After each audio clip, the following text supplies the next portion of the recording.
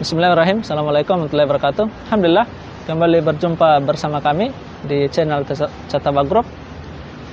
Tema kita kali ini masih seputar dunia penelitian, dan konten kita, video kita kali ini adalah fokus pada pokok-pokok dalam proposal.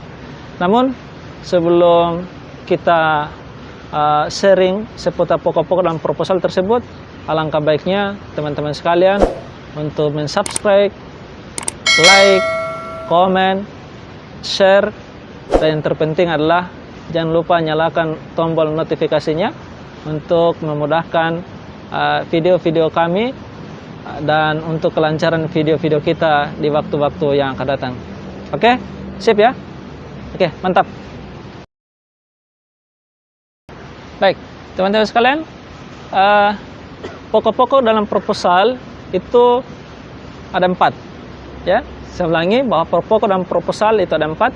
Yang pertama itu adalah pendahuluan, yang kedua adalah landasan teori atau tinjauan pustaka, yang ketiga adalah kerangka pikir dan hipotesis, dan terakhir adalah metode penelitian. Baik, kita coba share pada kali ini secara umum. Yang pertama adalah pendahuluan. Dalam pendahuluan, teman-teman sekalian, kalau teman-teman membuat proposal penelitian, pada pokok pendahuluan itu ada 3 yang harus dicantumkan di dalam. Saya ulangi, dalam pokok pendahuluan itu ada 3 yang perlu kita cantumkan. Yang pertama itu ada latar belakang. Nah, dalam latar belakang ini teman-teman sekalian, harus teman-teman menguraikan apa daya tarik atau apa sebabnya teman-teman sekalian ingin teliti ini judul. Nah, tentunya itu berhubungan dengan permasalahan dalam penelitian. Untuk memudahkan itu teman sekalian, jangan lupa nonton video kami sebelumnya. Itu ada cara menentukan permasalahan dalam penelitian. Jangan lupa ya, itu untuk memudahkan menentukan agar memudahkan kita membuat latar belakang menjadi menarik. Itu. Kalau latar belakang teman-teman sekalian menarik, maka itu akan membuat daya tarik si pembimbing kita, dan saya pastikan pembimbing pasti akan langsung menyetujuinya. Kalau teman-teman sekalian ingat, membuat latar belakangnya itu betul-betul memang ada permasalahan di dalam yang urgent yang harus kita teliti. Nah, oke, itu yang pertama. Pokok yang kedua dalam pendahuluan itu adalah rumusan masalah. Apa yang rumusan masalah teman-teman sekalian? Rumusan masalah ini itu berbicara tentang apa pokok yang akan kita teliti. Nah, biasanya kita rumuskan dalam bentuk pertanyaan-pertanyaan. Nah, ya, biasanya kita rumuskan dalam bentuk pertanyaan-pertanyaan. Pertanyaannya di sini boleh 1, boleh 2, boleh 3, atau lebih dari itu, tergantung pada teman-teman sekalian apa permasalahan yang akan kita teliti. Itu.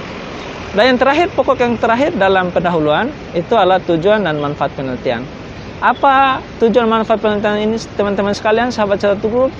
Itu apa tujuan teman-teman sekalian melakukan penelitian ini? Atau apa efek atau apa dampak setelah teman-teman sekalian lakukan judul penelitian ini buat kita si peneliti, atau buat si perusahaan yang kita teliti, atau buat halayak. Nah, ini harus bisa ditentukan. Oke, saya ulangi. Jadi dalam pendahuluan ada 3 yang harus kita cantumkan.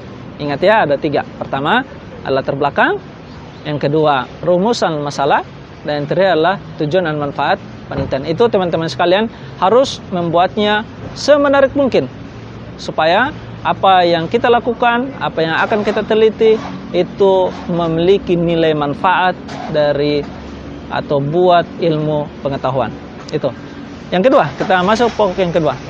Pokok yang kedua dalam proposal itu adalah tinjauan pustaka atau landasan teori.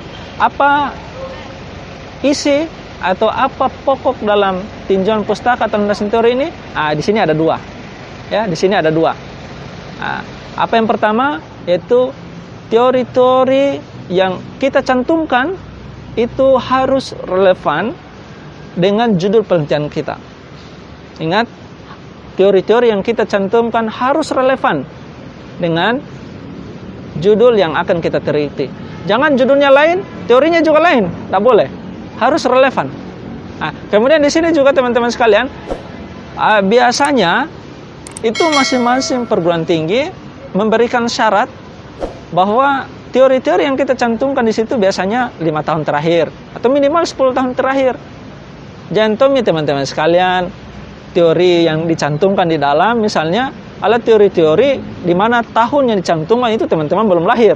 Ya, itu banyak kita jumpai sehingga ketika konsultasi atau ketika menghadap ke pembimbing itu biasanya salah teorinya. Kenapa salah? Itu dia masalahnya teman-teman sekalian. Karena teori yang dicantumkan itu tahun di mana teman-teman sekalian belum lahir. Gitu. Jadi tidak boleh. Jadi saya ingatkan, dalam landasan teori yang kita cantumkan dalam haruslah teori-teori yang up to date. Gitu kapan bahasa gaulnya? Up to date. Jadi harus teori-teori yang lagi hot, yang lagi berkembang. Biasanya 5 tahun atau 10 tahun terakhir. Itu pokok yang pertama dalam landasan teori. Yang kedua, dalam landasan teori yang perlu kita cantumkan adalah penelitian terdahulu yang relevan. Ini penelitian terdahulu yang relevan. Apa yang terdahulu ini harus relevan. Apa tujuannya? Supaya mudah kita melakukan mapping di dalam. Misalnya, penelitian terdahulu dengan penelitian kita, apa sih yang membedakan? Kemudian nanti bagaimana cara kita mengcombine penelitian terdahulu dengan penelitian kita? Kalau misalnya terjadi persamaan nantinya, apa yang menyebabkan sehingga hasilnya terjadi persamaan tersebut? Kalau ternyata hasilnya berbeda dengan penelitian terdahulu, maka harus juga kita jelaskan kenapa terjadi perbedaan dengan penelitian terdahulu. Maka itu akan membuat penelitian kita semakin menarik. Kalau kita sudah masuk ke tahap hasil dan pembahasan. Kalau sudah masuk tahap hasil dan pembahasan, maka kita combine ini penelitian terdahulu bersama teori-teori yang kita cantumkan di bab 2 ini atau di pokok yang kedua ini, sehingga apa yang kita teliti memiliki daya tarik yang sangat bagus. Oke, sip ya. Jangan lupa di pokok yang kedua ada 2. Yang pertama tadi teori yang kita cantum harus relevan. Yang kedua, penelitian terdahulu yang kita gunakan juga harus relevan. Oke. Sekarang pokok yang ketiga dalam proposal. Apa ya teman-teman sekalian? Pokok yang ketiga adalah kerangka pikir dan hipotesis. Apa itu kerangka pikir teman-teman sekalian? Dari namanya saja berarti berbicara kerangka. Kerangka itu apa? Bagan. Apa fungsinya? Itu untuk memudahkan kita teman-teman sekalian dalam melakukan penelitian.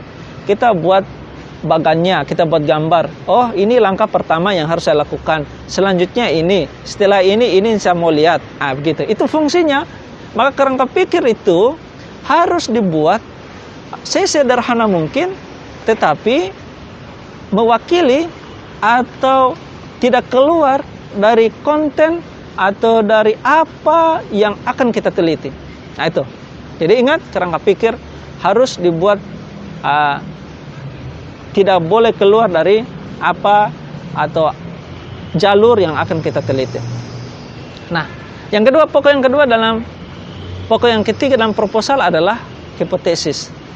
Apa ini hipotesis teman-teman sekalian? Hipotesis ini adalah praduga sementara. Artinya kita baru sebatas menduga apakah penelitian kita ini memiliki dampak atau tidak memiliki dampak. Begitu. Kenapa dikatakan praduga? Karena masih berdasarkan data-data empiris. Kita belum buktikan dengan data penelitian yang betul-betul kita turun langsung ke lapangan. Ini hanya sebatas teori. Nah, untuk membuktikan itu, teman-teman, setelah turun penelitian, dikerja datanya, dianalisis datanya, hasilnya apakah sesuai dengan hipotesis yang kita buat atau tidak. Kalau sesuai, kenapa bisa sesuai? Kalau tidak sesuai, kenapa bisa tidak sesuai? Gitu. Nah, selanjutnya pertanyaannya, apakah hipotesis itu perlu ada di setiap penelitian? Jawabannya, nantikan konten kami selanjutnya. Gitu. Jawabannya nanti konten kami selanjutnya.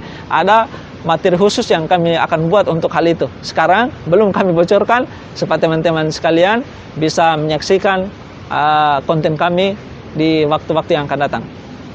Baik, sekarang kita masuk pokok yang keempat dalam proposal. Apa yang keempat teman sekalian? Itu metode penelitian. Jadi pada pokok yang 4 ini kita berbicara bagaimana caranya kita akan mendapatkan data. Gitu. Siapa responden atau siapa sampel kita atau siapa informan kita. Kemudian berapa jumlah informan kita. Bagaimana cara kita agar data yang kita butuhkan itu bisa sesuai. Dan yang terpenting di situ adalah bagaimana kalau caranya kita mengerjakan kalau data-data yang kita inginkan sudah tersedia agar menjadi sebuah hasil yang bisa menjawab rumusan masalah atau bisa menjawab hipotesis. Nah gitu. Jadi metode penelitian ini sangat penting. Kesalahan dalam membuat metode penelitian akan berdampak kepada hasil penelitian. Nah, akan berdampak kepada hasil penelitian. Kesalahan dalam menentukan cara menganalisis data akan berdampak kepada hasil penelitian kita. Sehingga teman-teman sekalian di sini harus perhatikan, mulai dari pokok yang pertama sampai pokok yang terakhir dalam penulisan proposal penelitian itu harus. Jadi dari pokok pertama sampai pokok yang terakhir itu harus sinkron. Tidak boleh pokok pertama larinya ke A, pokok yang kedua larinya ke B, pokok yang ketiga larinya ke C, pokok yang keempat larinya ke D. Itu tidak boleh. Tapi dia harus relevan. Harus semua berada pada jalur yang sama. Fungsinya apa? Untuk memudahkan kita untuk melakukan penelitian. Oke, teman-teman sekalian. Kami simpulkan bahwa ada 4 pokok dalam proposal penelitian. Yang pertama adalah pendahuluan. Ada 3 pokok di dalam. Yang pertama adalah latar belakang penelitian, rumusan masalah, terakhirlah tujuan dan manfaat penelitian. Mengenai penjelasan latar belakang, cara pembuatan latar belakang yang menarik, yang benar, yang bagus, nantikan konten-konten kami di waktu-waktu yang akan datang. Kami akan khusus untuk hal itu supaya teman-teman sekalian bisa membuat latar belakang menjadi menarik. Nah, gitu. Pokok yang kedua dalam proposal adalah landasan teori atau tinjauan pustaka. Di sini ada 2 pokok yang harus teman-teman cantumkan. Ingat, ada 2 pokok. Pokok yang pertama adalah teori yang kita cantumkan harus relevan dan upayakan tahun-tahun yang dicantumkan itu 10 tahun terakhir. Jangan tahun-tahun yang dimana teman-teman sekarang belum lahir. Pokok yang kedua adalah penelitian terdahulu juga harus relevan. Tidak boleh kita meneliti A, penelitian terdahulu adalah B, atau tidak boleh. Harus ketika penelitian terdahulu A, maka penelitian terdahulunya adalah A juga. Tidak boleh yang kita teliti A, penelitian terdahulunya B. Tidak boleh, harus relevan. Pokok yang ketiga adalah kerangka pikir dan hipotesis. Dan yang terakhir adalah metode penelitian. Oke teman-teman sekalian, saya kira cukup kita hari ini. Sebelum kita akhiri, teman-teman sekalian, saya ingatkan untuk selalu mengikuti konten kami. Berikan saran yang bagus untuk kebaikan konten-konten kita di waktu-waktu yang akan datang. Saya kira cukup teman-teman sekalian. Mohon maaf. Assalamualaikum warahmatullahi wabarakatuh.